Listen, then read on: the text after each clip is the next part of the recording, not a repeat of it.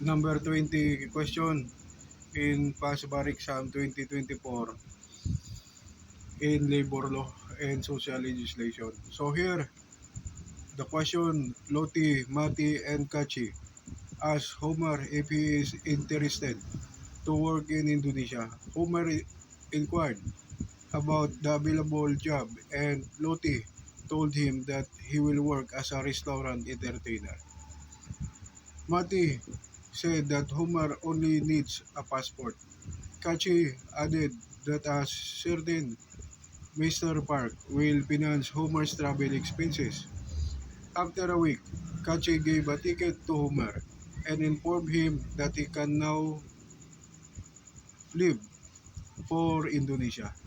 Homer, together with Loti Mati, boarded a boat which transported them to Mayangas Island.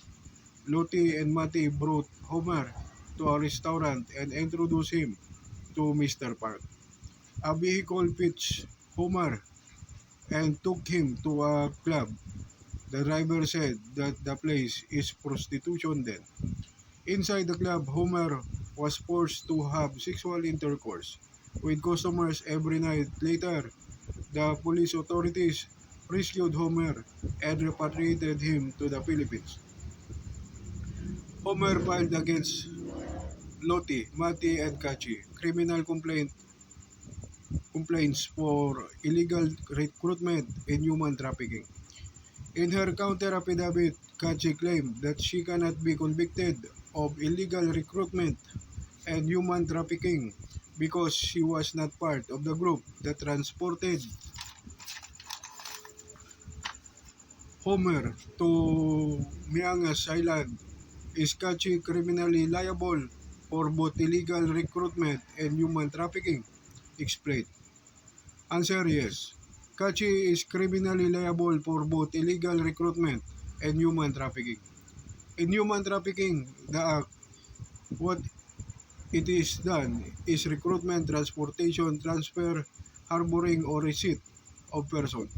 The means how it is done is threat or use of force, coercion, abduction, fraud, deception, abuse of power, or vulnerability, or giving payments or benefits to a person in control of the victim. The purpose why it is done is exploiting, which includes exploiting the prostitution of others, sexual exploitation, forced labor, slavery, or similar practices, and the removal of organs.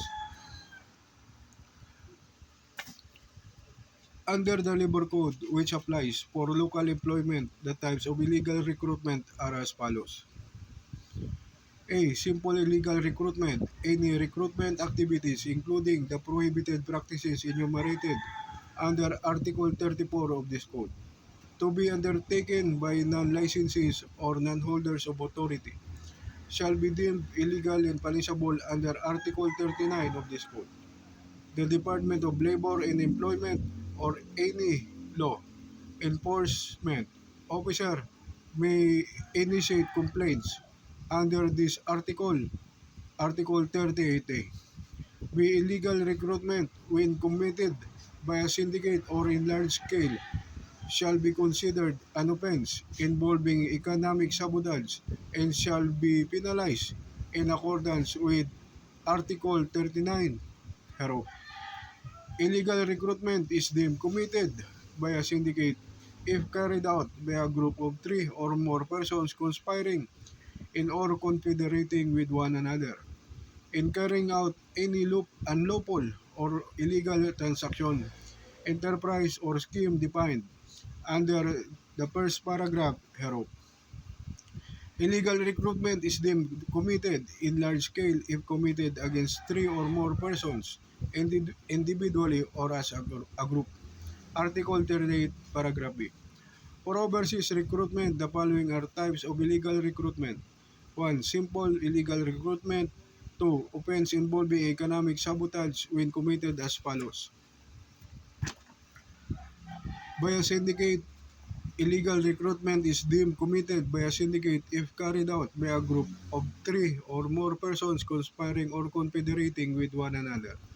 In a large scale, it is deemed committed in large scale if committed against 3 or more persons, individually or as a group. Section 6, RA 8042, as amended by RA 10,022. Section 2, Rule 4, Omnibus Rules and Regulations implementing the Migrant Workers and Overseas Filipinos Act of 1995. Illegal recruitment under Section 6, RA 8042, Migrant Workers and Overseas Filipinos Act of 1995 as amended by RA 10,022 broadened the concept of illegal recruitment. People versus Gamboa, GR number 135,382. September 29, 2000, as it includes the commission of acts, letters A to N, in the second sentence of the first paragraph of Section 6 of RA 8042 as amended. Whether committed by any person, whether a non-licensee, non-holder of authority, licensee, or holder of authority, and provided for stiffer penalties, while illegal recruitment as defined by Article 38, Paragraph 1 in relation to Article 13b and 34 of the Labor Code is committed only by a non-licensee or non-holders of authority. By its terms, persons who engage in canvassing, enlisting, contracting, transporting, utilizing, hiring, or procuring workers without the appropriate government license or authority are guilty of illegal recruitment whether or not they commit the wrongful acts enumerated in that section. On the other hand, recruiters who engage in the canvassing, enlisting, etc. of OFWs, although with the appropriate government license or authority, are guilty of illegal recruitment only if they commit any of the wrongful acts enumerated in Section 6 of RA 8042 as amended.